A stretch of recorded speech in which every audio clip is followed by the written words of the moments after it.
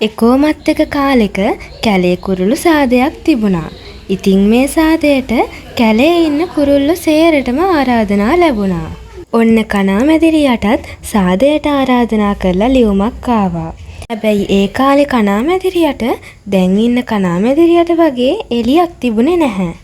ඔන්න සාදේ දවස ආවා. මේ සාදේදී හැම කුරුල්ලෙක්ම තමන්ගේ දක්ෂතා පෙන්නුවා.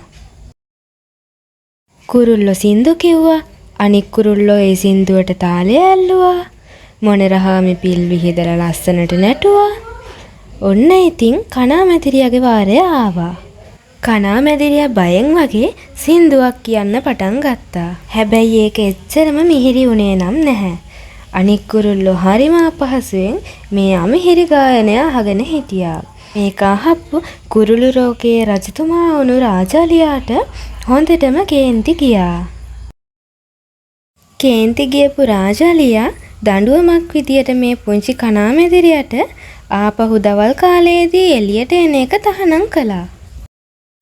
අනේ දැන් ඉතින් අපේ පුංචි කණාමැදිරියා මහ රෑට කෑම හොයාගෙන ගියා.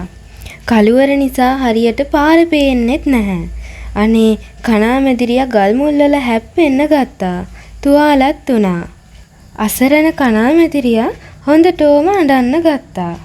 මේ සේරම බලන් හිටපු හඳ මාමට කණාමැදිරියා ගැන දුක හිතුණා. එයා කණාමැදිරියා ළඟට ඇවිත් පුංචි දෙයක්වත් දුන්නා. මොකද්ද දන්නවද? හඳෙන් කෑල්ලක්. ඔව්, හඳ මාමා යාගෙන් කෑල්ලක් පුංචි කණාමැදිරියට දුන්නා. දැන් කණාමැදිරියට හරිම සතුටුයි.